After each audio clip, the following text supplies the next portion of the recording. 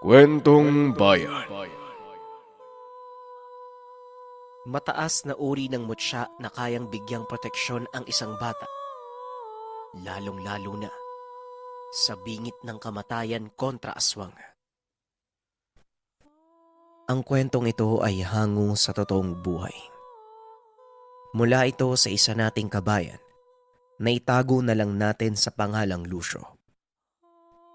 Taong 1960, Capiz. Tito Hernan, ano po bang gagawin natin dyan sa mga naipon yung retaso ng kahoy at pako? Tanong ni Lucio sa tsuhin. 8 taong gulang pa lamang ang bata ng mga panong iyon, habang si Tio Hernan naman ay 15. Basta 'di ba, sabi mo gusto mo ng kariton. E di igagawa kita. Kung hindi mo na itatanong, magaling ako sa paggawa ng mga kariton, pati na din mga laruan. Tugon ni Tio Hernan. Nagbakasyon sa tahanan ng lolo ang bata. Ito muna ang pansamantalang mangangalaga sa kanya dahil may importanteng gagawin ang mga magulang. Napansin ni Tio Hernan na nalulungkot si Lucio, kaya naganap siya ng pwede nilang pagkaabalahan upang kahit papano mawala sa isipan ng bata ang pangungulila sa mga magulang. Talaga, Tio? Gagawan mo ako ng kariton, ayos ah. Sa wakas may masasakyan na ako. Naiinggit kasi ko kapag napapadaan tayo sa bayan eh. Parang ang saya-saya ng mga bata. Nag-iiraman pa nga sila ng kariton. Wika ni Lucio. Magkasundo ang magtsuhin sa mga ganitong uri ng gawain. Hernan, ano bang tinuturo mo dyan sa pamangkin mo? Mabuti pa maganda na kayo pupunta tayo kay Aling Celia. Siguradong marami na naman tayong kamote na may uuwi. Wika ni Lolo Pino. Kilalang manggagamot ang matanda dahil mahusay ito sa pagpapagaling ng iba't ibang uri ng karamdaman. Ngunit ni minsan, hindi ito nanghingi ng kahit anong kabayaran. Sa halip tumatanggap na lang ng mga ibibigay na gulay o prutas. Opo tayo po. Lucio, halika na. Magugas ka na nga ng kamay mo muna. Sasama tayo kay tatay. Mamaya na natin tapusin tong kariton mo ha. Tuturuan kitang magukay ng kamote. Wika ni Tio Hernan. Talaga po, Tio? Mukhang masaya yan ah. Sige po, maghahanda na po ako. Nang makarating sila sa tahanan ni Aling Celia, nasa pinto ang matanda, tulala at tila napakatindi ng pinagdaraanan. Mabuti naman ho at napuntahan na kami dito ni Tata Pino. Si Kulas kasi, mula nang manggaling sa balon para kumuha ng maiinom nung isang araw, hindi na ho nakakapaglakad. Wala naman hong sugat. Hindi naman humaga ang paa pero hindi niya po maigalaw. Kada gabi naman po, biglang nagdideliryo. May mga maliliit na tao daw sa bintana nakatingin sa kanya. Pakiramdam ko po na matanda ang anak ko. Pagpapaliwanag ni Aling Celia. Aba, kakaibang bagay yan ah. Bihirang manakit ng tao ang mga nilalang sa may balon. Maliban na lang kung... Bueno, mabuti pa. Kausapin muna natin ang anak niyo. May mga bagay lang akong gustong itanong sa kanya. Tugon ni Lolo Pino. Matapos ng usapan ay pinatuloy na sila ng ginang. Tata Pino, maiwan ko po muna kayo ha. Maghahanda lang ako ng maiinom. Magsasaing na rin ho ako ng paborito niyong kamote. Wika ni Aling Celia. Habang si Lolo Pino naman ay tahimik na pinagmamasdan ang nooy natutulog na si Kulas. 12 anyos pa lamang. Kulas, gising na. Ang lolo Pino mo ito. Wika ng matanda. Marahan namang dumilat ang mata ng bata. Tinignan kung sino ang yumuyugyog sa kanya. Lolo Pino? Bakit po kayo nandito? Asan po si nanay? Tanong ni Kulas. Nasa kusina, may ginagawa lang. Nandito ako para tignan ka saka mapagalan yung karamdaman mo. Kulas, magsabi ka sa akin ng totoo ha. Bukod sa pag-iigib sa balon, meron ka pa bang ibang ginawa doon? Tanong ni Lolo Pino. Wala naman po. Pero meron akong nasagi na nakaumbok na lupa. Hindi ko naman po sinasadya, nagulat po ako eh. Bigla pong may malaking ibon na dumaan sa harapan ko. Napatras po ako. Nasagi ko po kaya natibag yung kalahati ng umbok ng lupa. Pagkatapos po nun bandang hapon, naglalaro lang po ako sa bakuran. Bigla na lang pong hindi ko maramdaman yung paa ko. Hanggang ngayon po hindi ko po maigalaw eh.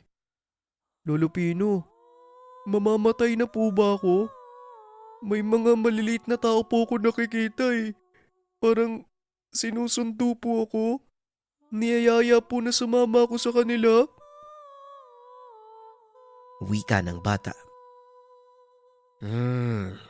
Sinasabi ko na nga ba mukhang napaglaruan ka ng mga duwende.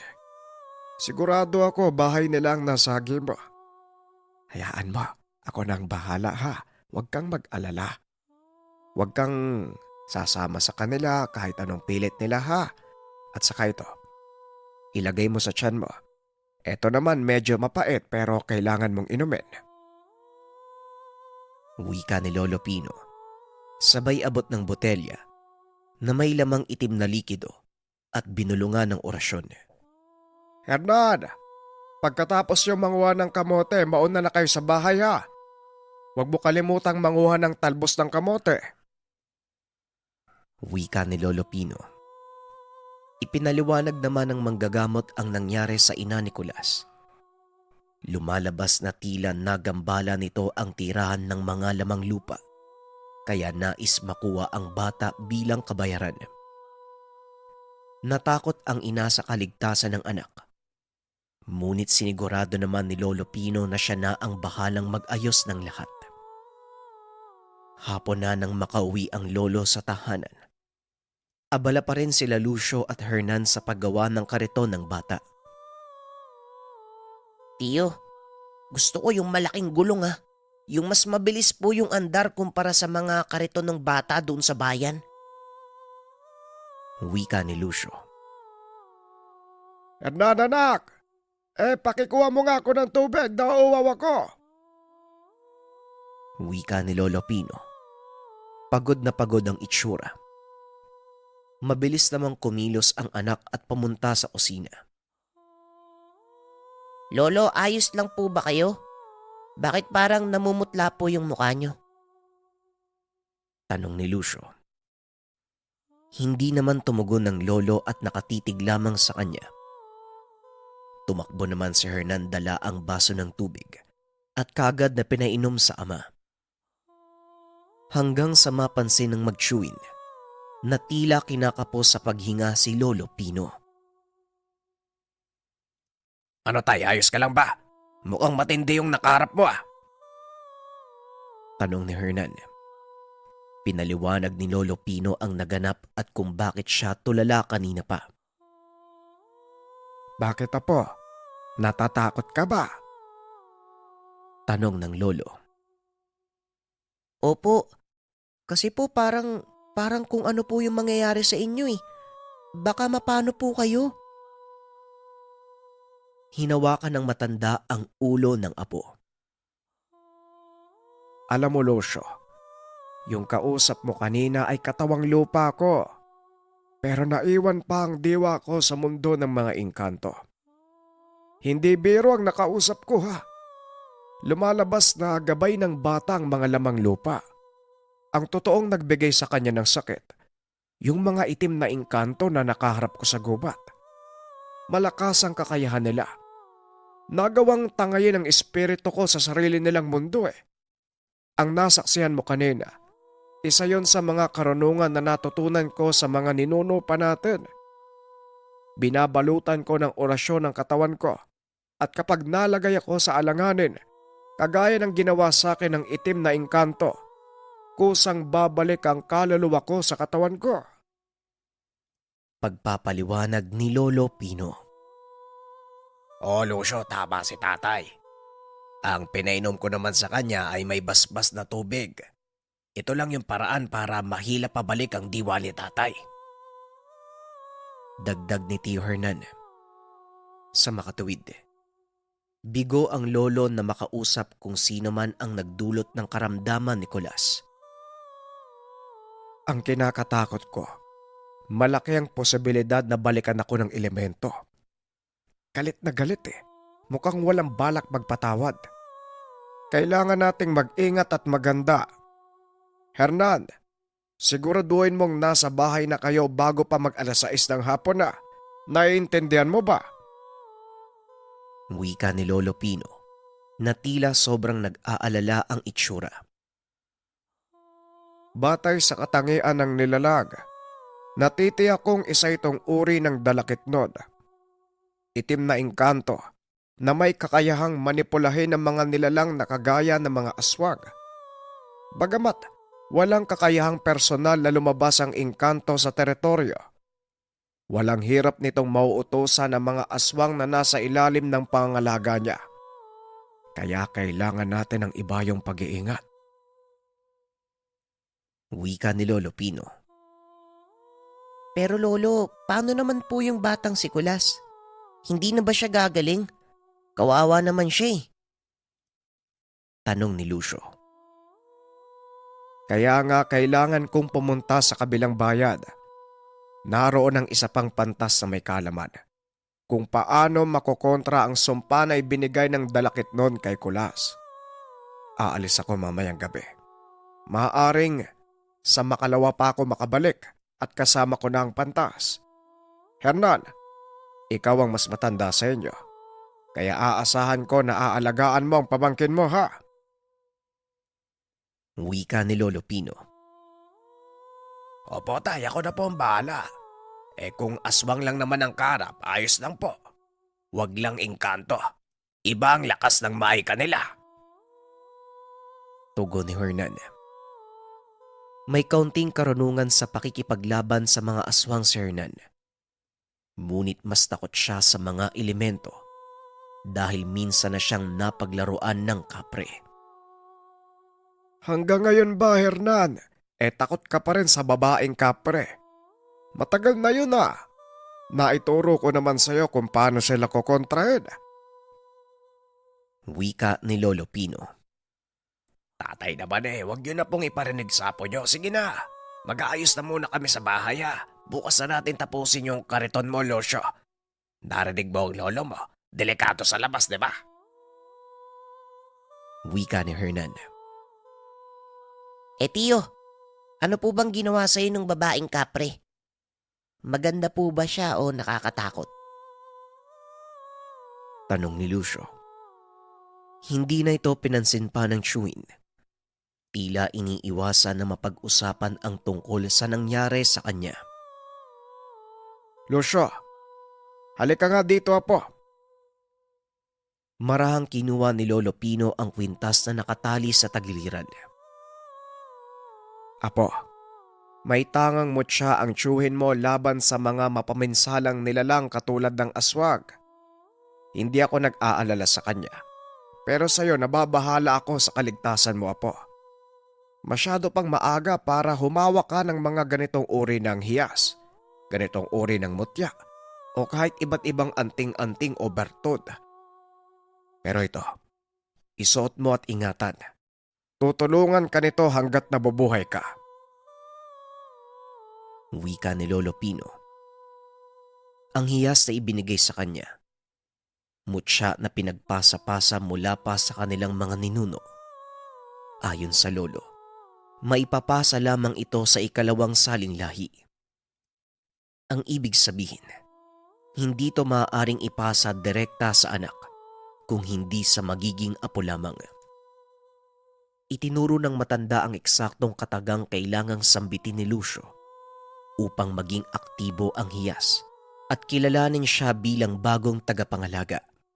Bago pa lumubog ang araw ay umalis na si Lolo Pino papunta sa kabilang bayan. Meron na lamang silang 3 araw bago tuluyang kunin ang kaluluwa ni Nicolas. Ligtas pa naman pansamantala ang bata dahil sa iniinom nitong gamot at sa iniwang proteksyon ng matanda sa tahanan ni Aling Celia. Lucio, halika nga muna dito. Kumain tayo. Lalamig na ang sabaw eh. Wag mo masyadong alalahanin ng lolo mo. Kayang-kaya niya ang sarili niya. Ang isipin mo kung anong gagawin mo sa oras na bisitahin tayo ng aswang. Wika ni Hernan sa pamangkin. Makikita sa mukha ng bata ang pag-aalala. Tahimik lang ito habang kumakain. Tiyo, anong gagawin ko? Ang liit-liit ko pa eh. Paano ko po ipagtatanggol yung sarili ko? Pwede bang magtago na lang tayo dito sa bahay hanggang sa kinabukasan? Tanong ni Lucio. Ano ko ba naman? Wala sa angka natin ang salitang duwag. Huwag kang mag-alala. Ako ang haharap sa aswang kapag napadaan dito. Manood ka lang at matuto. Sa ngayon, ubusin mo muna yung pagkain mo. Sayang eh. Mamaya, siguraduhin mong nakasara mga pintuan pati ang bintana natin. Tugon ni Hernan. Mabilis na lumipas ang oras. Sumapit na ang 2:00 ng madaling araw. Nakatulala si Lucio sa orasan na tila inaantay na mag-umaga. Hoy Lucio, bakit gising ka pa? Binabantayan mo yung orasan. Mabuti pa matulog ka na. Ako nang bahala dito. Huwag mo masyadong isipin yung mga sinabi ko. Hindi naman ibig sabihin nun, susugurin kagad tayo. Sige na, matulog ka na. Wika ni Tio Lucio. Tiyo, hindi po ako makatulog ng maayos eh. Nagigising ako sa mga calls ko sa labas. Kaya ito, inaantay ko na lang po mag-umaga. Mamaya na lang po ako matutulog kapag maliwanag na. Tugon ni Lucio. Pinilit pa din ito ng tiyuhi na pumasok sa kwarto at magpahinga. Paano kaya ako makakatulog nito? Pakiramdam ko, may mga nakatitig sa akin eh. Mabuti pa, subukan ko nga yung tinuro sa akin ni Lolo. Tignan ko nga kung gagana tong kwintas. Wika ni Lucio sa sarili. Naisipan itong paulit-ulit na sambitin ang orasyon para sa kwintas. Mga buhay na salita na tanging angkan lamang nila ang may alam. Walang naging reaksyon ng kwintas. Naalala ng bata na gagana lamang ito kapag nasa bingit siya ng kapamakan o hindi kaya naman may masamang elemento na nasa paligid. Dahil walang reaksyon ng kwintas, napanatag naman ang loob ni Lucio at kalaunay nakatulog na rin. Kinaumagahan, dahil wala pa rin si Lolo Pino at wala namang maisipang gawin ng magtsuwin, nagsaing na lamang sila ng kamote. Nanguha din ng buko si Hernan at napagpa siyang gawing pagkain sa maghapon. Mas hiyang sila sa mga bungang kahoy at mga gulay kaysa kanin. Ito ang dahilan kung bakit kahit matanda na si Lolo Pino, napakatikas pa din ng katawan at malakas. Habang si Lucio naman, sa kabilang banda ay hindi sanay sa mga pagkain ganito. Naghahanap siya ng kanin at ulam. Mas gusto pa nito ang inihaw na burong isda at kanin kaysa sa masustansyang gulay at prutas. Alam mo Lucio, kapag ganyan palagi ang kinakain mo, madali kang kakainin ng aswang. Ay nako, alam mo bang ipinangsasahog lang dapat niyang isda sa gulay? Kung gusto mo maging malakas at tumaba ang buhay mo, dapat sanayin mo ang sarili mo sa mga gulay, prutas, huwag puro kanin. Wika ni Hernan. Desidido itong kumbinsi ng pamangkin dahil nakita niyang mahina ang katawan ng bata at parang lampa. Bandang 3:00 ng hapon, abala si Tio Hernan sa pagpapakain ng mga alaga. hanggang sa may isang matanda na lumapit kay Lucio at nagtanong. Iyo, pwede ko bang malaman yung bahay ng tanyag na manggagamot? Si Tandang Pino. Meron lang sana akong ipapagamot. Tanong ng lalaki. Magandang hapon po. Lolo ko po yung hinahanap nyo eh. Magaling po siyang manggamot kaso nga lang wala po siya dito umalis. Pumunta sa kabilang bayan. Kung gusto nyo po, bumalik na lang po kayo sa susunod na araw. Tugon ni Lucio. Ganun ba? Maraming salamat. Bibisita na lang ako dito. Mamayang gabi. Huling wika ng lalaki. Mabilis namang lumipas ang oras hanggang sa sumapit na ang dilim. Habang nagpapahinga si Tio Hernan, siya naman ay pasilip-silip sa mga siwang ng bintana. Hindi mapalagay at naroon pa rin ang pakiramdam na tila may nakatitig sa kanya. Maya-maya pa nagtahulan ang mga aso. Pagsilip ni Lucio ay meron siyang nakita na anino ng tao.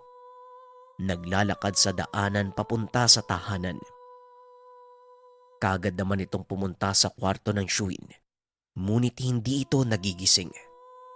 Kahit anong katok sa kwarto, hindi tumutugon ang Shuin. Maya-maya pa nakarinig siya ng katok sa pintuan.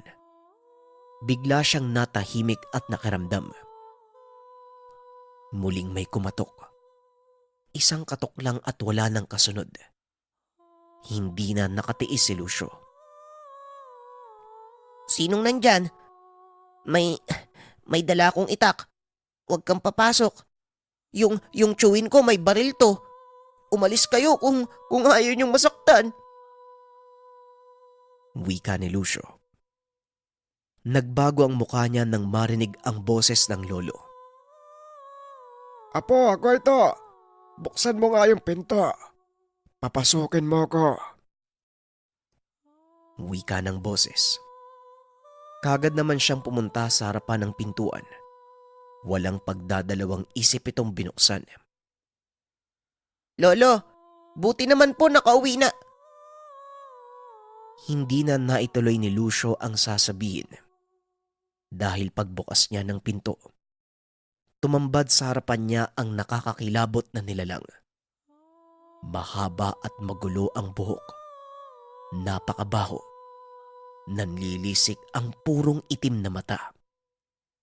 Naglalaway ang bunganga. Napakatulis ng mga ngipin. Napako ang bata sa kinakatayuan. Patuloy na nagsasalita ang nilalang. Boses ng lolo niya ang lumalabas. Kumusta po? Mukhang hindi ka na nakagalaw ah. Wika ng nilalang. Bigla nitong sinakalang bata at binato sa balkonahe. Tumama sa poste ang katawan ni Lucio. Muli siyang sinunggaba ng aswang. Ngunit bago tuluyang sakmalin, bigla itong napatras na tila napapaso ng hawakan ng bata. Aktibo na ang mutya. Nakabalot ang bisa sa katawan ni Lucio. Tignan mo nga naman. Gumana ang binigay sa'yo. Ang tanong, hanggang kailan tatagal ang bisa niyan? Wika ng aswang. Nakamba ito at nag-isip ng paraan upang maalis ang kwinta sa katawan ng bata. Habang si Lucio, nanginginig sa takot at halos hindi makatayo sa sakit na nararamdaman ng tumama sa poste. Akmang susugod pa sana ang aswang. Ngunit sa pagkakataong ito ay punterya niya ang leeg ni Lucio. Sa isang iglap, bigla na lang humandusay ang nilalang sa lupa. Bago tuluyang mawalan ng malay si Lucio, nakita niya si Tio Hernan. Akmang tatagpasin na ang leeg ng aswang. Doon na tuluyang nandilim ang paningin niya. Nagising ito nasa kama. Naroon si Tio Hernan. Nakauwi na rin si Lolo Pino at may kasama na matandang babae. Lolo, ikaw na po ba talaga yan? Hindi na po ba yan aswang? Tanong ni Lucio. Oo, Apo. Naikwento sa akin ni Tio Hernan mo ang lahat. Bakit mo naman kasi binuksan yung pintuan? Nakalimutan mo ba na kaya ko namang buksan yun eh? Bakit pa ako kakatok? Mabuti na lang alis to ang tiyuhin mo. Wika ni Lolo Pino. Hanggang sa kwento ng Chewin ang naganap. Habang kinakatok niya ang pintuan ng Chewin, doon pa lamang ay may napansin na siya na umaaligid sa tahanan. Nagkunwari siyang natutulog. Dumaan sa bintana at nagtago sa puno. Alam nitong magtatangka ang aswang na linlangin sila.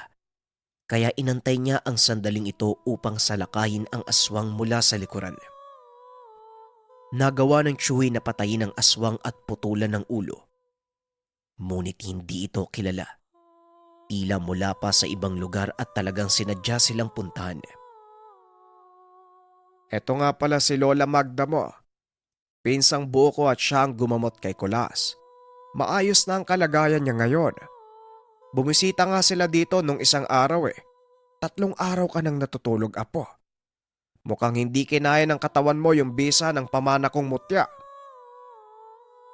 Wika ni Lolo Pino. Si Lola Magda, mataas ang karunungan sa pambabarang at mga itim na karunungan. Ito ang ginamit niyang paraan upang alisin ang sumpa sa katawan ni Kulas. Abay, paanong hindi pipikay ang katawan nitong si Lucia? Napakanipis at patpatin. Iha, kumain ka ng gulay at prutas. Abay, bawal sa angka natin ang lampa at mahina. Tandaan mo, hindi sa lahat ng oras maililigtas ka ng tangan mong mutya. Nakadepende pa rin ang bisa niyan sa lakas na meron ng may tangan. Kaya kung lampa ka, lampa din ang gamit mo. Wika ni Lola Magda. Opo, pasensya na ho kayo.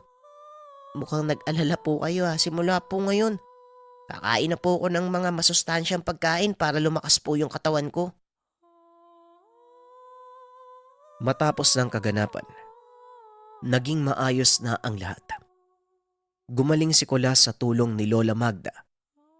Habang si Tio Hernan, ipinagpatuloy ang paggawa ng mga laruan ni Lucio. Ngunit kasabay din ng lahat ng ito, nagkasundo ang lolo at lola na habang bata pa. Palakasin ang dungan at katawan ng bata upang kapag dumating na ang tamang panahon, lahat ng kanilang kaalaman ay ipapasa kay Lucio.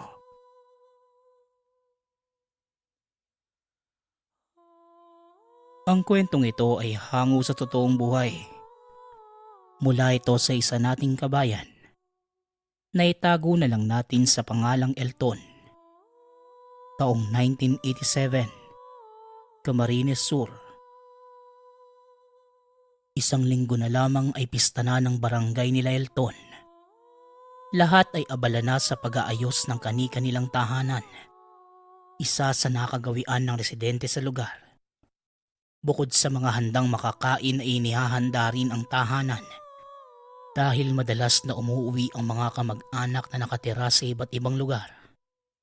Kaya naman, itinuturing na isa sa pinakamasayang okasyon ang pista sa lugar.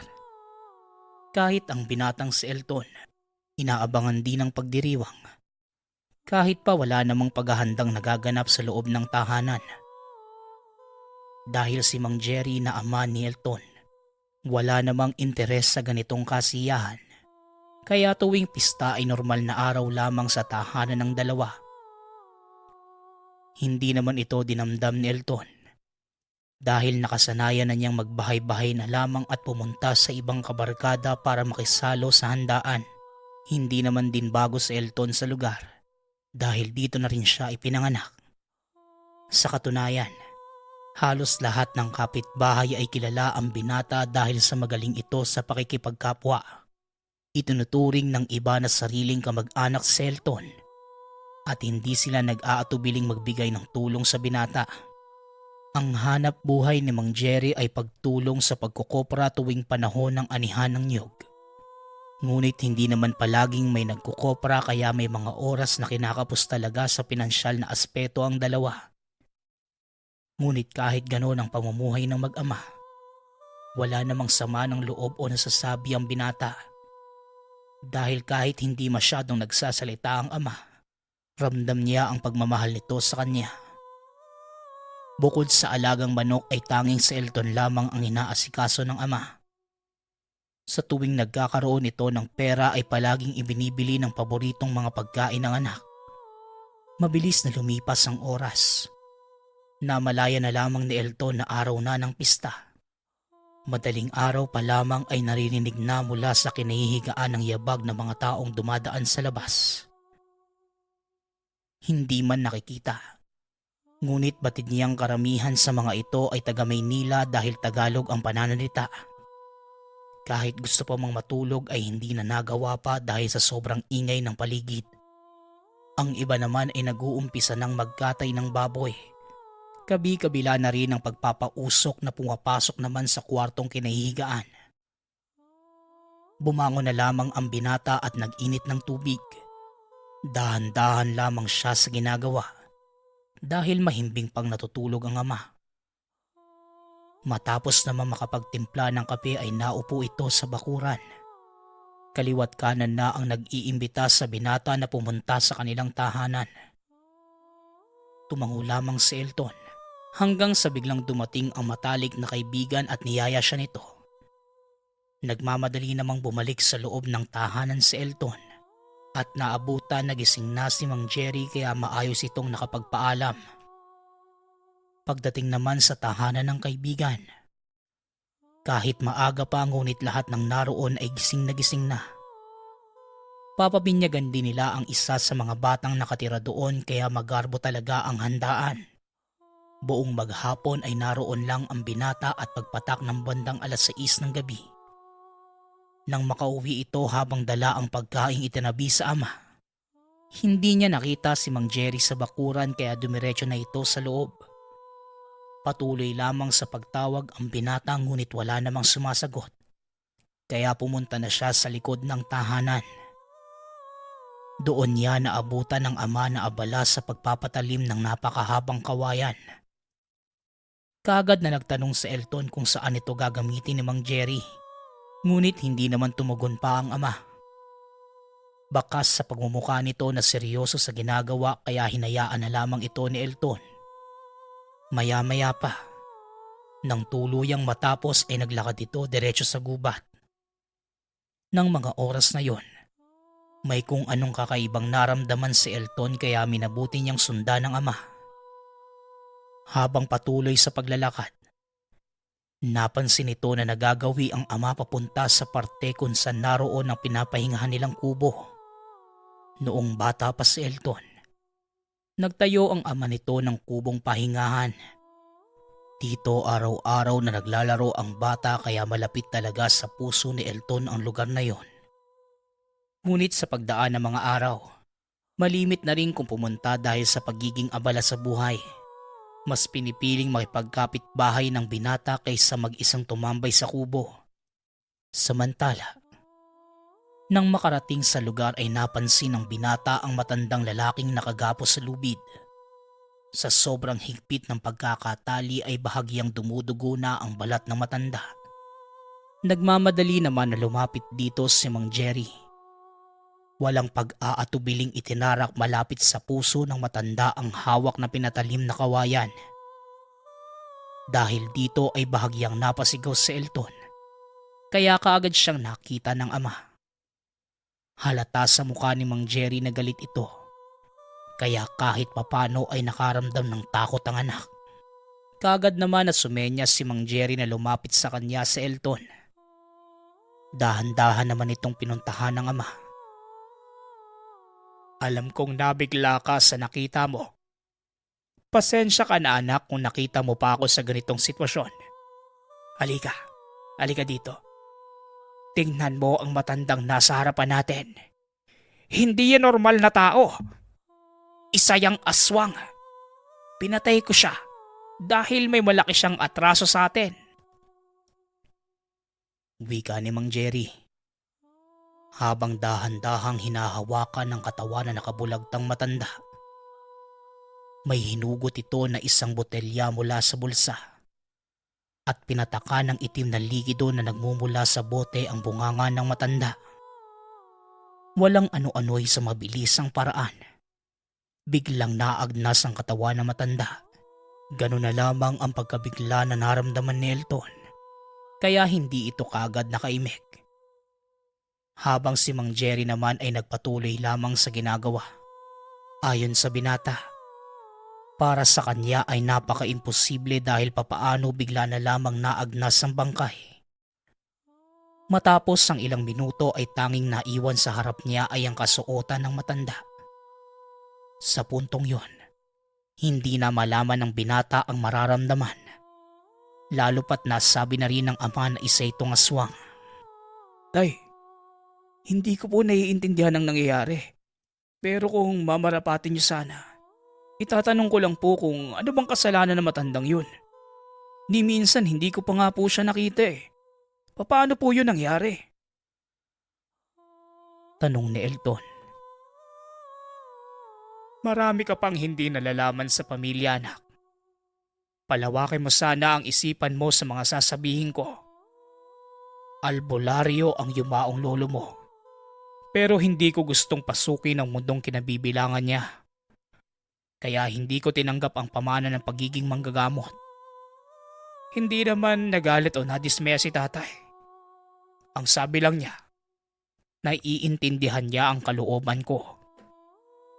Pero tinago ko ang lahat ng kagamitan niya. Kaya nga lang, hindi ko na kaya ang pamimerwisyon ng mga nilalang nakagaya ng aswang na yon. Ninakaw pa nila ang gamit ni tatay. Hindi ko man maituro kung sino talaga ang gumawa.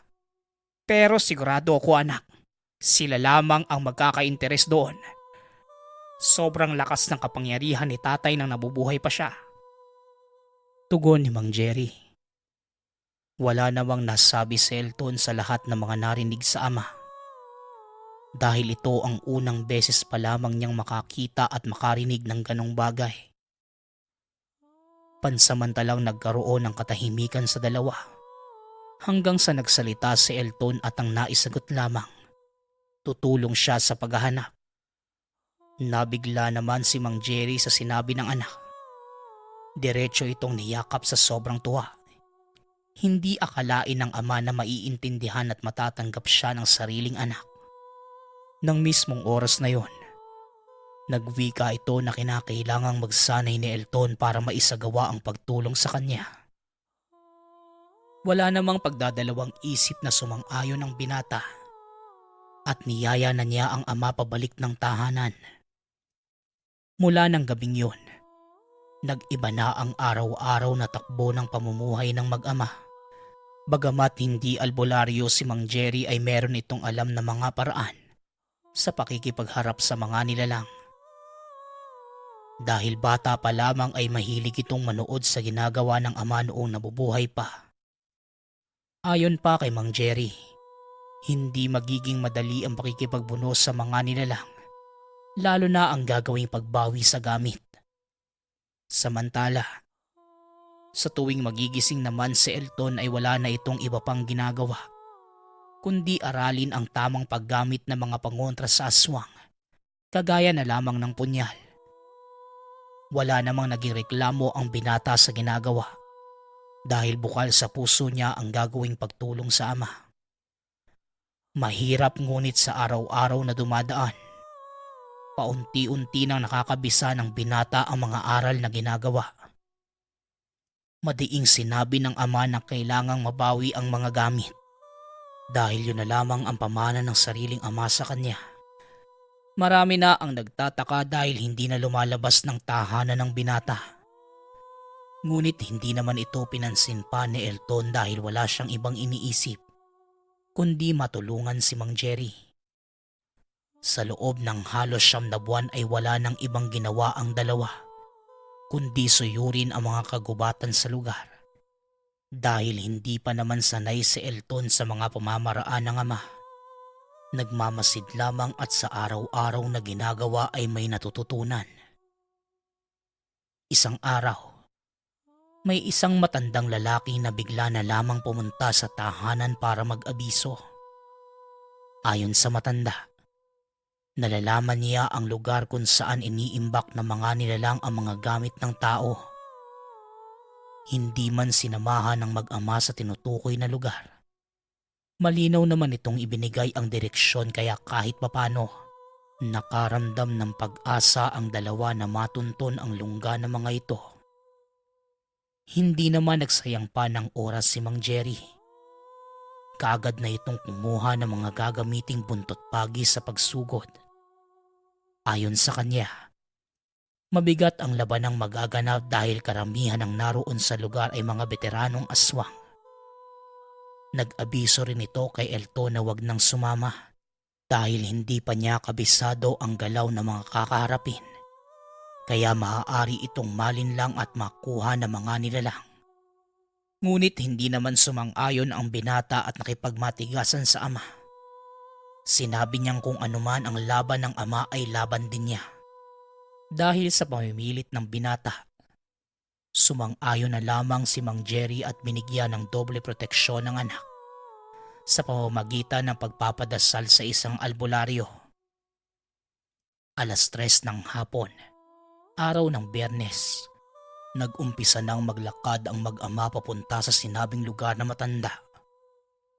Habang abala sa paglalakad, tahimik naman na nagdadasal ang binata dahil baka yun na ang pinakamalaking hamon na kakaharapin. Habang si Mang Jerry naman, bakas sa galaw na desidido sa gagawin.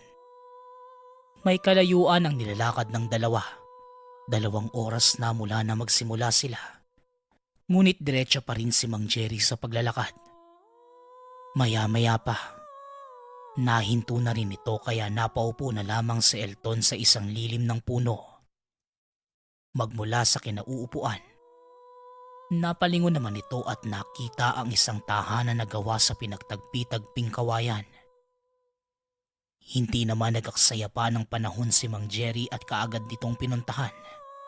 Dahan-dahan lamang ang ama sa paglalakad at makalipas pa ang ilang minuto. Matapos na tumingin sa loob ng tahanan, lumapit na ito kay Elton at sinabing, Ito na ang pinakaiintay natin, anak. Tama nga ang matandang nagbigay sa atin ng abiso. Pugad ang kubong iyan ng mga nilalang. Pero wala pa sila sa mga oras na to. Abala pa sa paghahanap ng mabibiktima. Kaya, kunin na natin ang pagkakataong to para makapasok dyan. Maghanda ka, anak. Huwag kang matakot. Basta ang tanging biniling ko lamang sa iyo ang sundin mo. Wika ni Mang Jerry. Habang si Elton naman, kagad nang bumangon sa pagkakaupo at inihanda ang sarili. Ikinabit nito sa katawan ng isang maliit na botelya na naglalaman ng itim na langis. Ayon sa pinanggalingang manggagamot, makapangyarihan ito dahil may sabulag na laman ng bote. Samantala, kaagad na nagumpisang maglakad papalapit sa tahanan si Mang Jerry. Kaya kaagad namang sumunod si Elton. Hindi na huminto pa bagkus dumiretso na sa loob ng tahanan ng ama. Kaya sumunod na rin si Elton. Sa bungad pa lamang ng tahanan ay nakaramdam na ng kilabot ang binata. Dahil nagkalat ang mga dugo at napakasangsang ng amoy na tila taong naagnas. Diretso nang binuksan ni Mang Jerry ang pasukang pinto at dito bumungad sa dalawa ang iba't ibang klaseng katawan ng tao. Mukha itong mga laruan na manika lalo na ang mga katawan ng sanggol. Lahat ng mga ito ay nakatayo at tilat ang mga mata. Dahan-dahang nilapitan ni Mang Jerry ang mga nakahilerang katawan at isa-isang tinignan. Hanggang sa hinawakan ng ama at sinubukang ilubog ang mga daliri sa bandang tiyan ng isa sa mga ito. Ngunit napakatigas kaya napakunot na lamang ang noo ni Mang Jerry. Habang si Elton naman, nakakaramdam ng sobrang takot kaya halos hindi na makagalaw sa kinatatayuan. Maya-maya pa, binuksan na ni Mang Jerry ang pinto papunta sa isang kwarto. Dito malinaw na nasilayan ng dalawa ang nakatambak na mga gamit ng albularyo. Samut-saring libreta, uri ng patalim, mga langis, at iba't ibang gamit ng manggagamot na nakatambak lamang sa silid. Dahil sa nakita ay kaagad nang naghalongkat si Mang Jerry. Tulungan mo na nga ako, Elton. Buksan mo ang lahat ng libreta. Kapag may nakita kang marka ng sungay ng kalabaw sa unang bahagi, kunin mo. Yan ang tanda ng gamit ni tatay. Wika ni Mang Jerry. Kaagad namang kumilos si Elton at isa-isang binuklat ang mga libreta. Hindi naman nagtagal at nakuha na rin ang pinapahanap ng ama. Kaya dumiretso na itong inilagay sa bulsa. Maliban doon, tanging si Mang Jerry na ang naghanap ng iba pang mga gamit. Hanggang sa makarinig si Elton ng mga yabag papalapit sa kanya. Paglingon ay nasilayan ng nilalang. Bahagyang mas matangkad ito sa normal na tao. Purong itim ang katawan at may mapulang mga mata. Ang nakaagaw atensyon dito ay ang paglalakad na tila unggoy.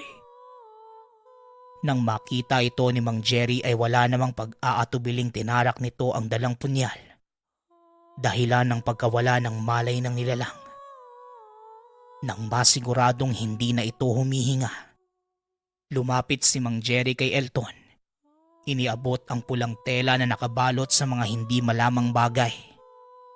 Kasabay nito, nag-abiso na ang ama na tumakbo na si Elton ngunit tumanggi ang binata. Inulit na lamang ni Mang Jerry ang pili na sundin ang lahat ng iuutos, sabay tulak papalabas kay Elton. Sa pagsubsob sa pasukan ng tahanan, ganun na lamang ang panlalaki ng mga mata ng masilayan ng isa pang nilalang. Kaparehas ang itsura sa napas lang ng ama. Kaagad nang bumangon ang binata at dumiretso na lamang sa paglayo sa lugar dahil halos sunod-sunod na ang paglabas ng mga nilalang. Nang bahagyang nakalayo sa tahanan, pumwesto lamang ito sa lilim ng puno. Magmula doon ay naririnig niya ang mga ungol ng nilalang. Labis ang pag-aalalang nararamdaman dahil mag-isa lamang ang ama. Walong ano-ano eh. Biglang may umagaw sa hawak nitong pulang tela. Gamit ang buong lakas ay hinugot ito pabalik. Dumiretso na sa pagtakbo si Elton hanggang makalabas ng bundok. Nang mga oras na yon, nagdadalawang isip pa ang binata kung babalik pa sa lugar. Ngunit mas minabuti nang iuwi muna ang biniling mga gamit ng ama. Nang makauwi sa tahanan, kahit pa alanganing oras na ay bumalik pa rin ito sa lugar.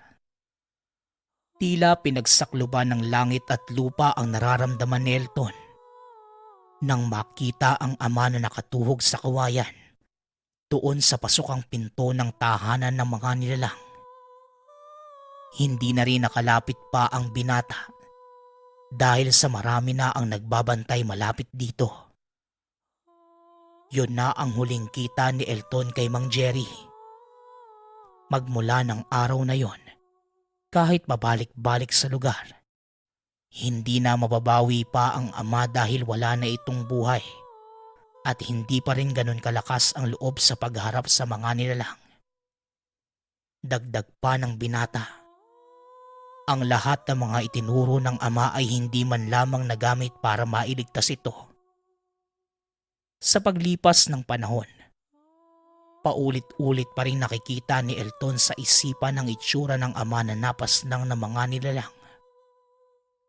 Hanggang sa isang araw, nagkaroon ng interes si Elton sa buhay albularyo. Nakilala niya ang isang matandang manggagamot at sinanay siya sa loob ng 10 taon. Sa loob ng mahabang panahong yon, nawala rin sa barangay si Elton. Kaya na makabalik ay gano'n na lamang ang pagkabigla ng mga tao nang makita na ibang-iba na ang katauhan nito. Walang pag-aatubili itong nagpakilala na isa na siyang albularyo. Pagamat wala sa plano ang naging buhay ni Elton, bukal sa puso nitong niyakap ang pagiging manggagamot. Samantala nang balikan nito ang lugar kung saan nabawi ng ama ang gamit ng lolo. Wala na ito at wasak na ang mismong tahanan. Ngunit may isang matigas na bangkay na natira. Nang suriin ni Elton kung sino yon, laking pasasalamat niya nang makita ang bangkay ng ama. Hindi naman ito pinagsabi ni Elton dahil hindi na gusto pang magambala ang mga kaluluwang naiwan. Magpasa hanggang ngayon, matigas at hindi pa rin naaagnas ang bangkay ng ama. Nilibing na lamang niya ito sa lupa at para hindi mahalata, tinaniman na lamang niya ng samut-saring puno ang palibot. At hinding-hindi malilimutan ni Elton ang pagpawi ng gamit ng lolong albularyo.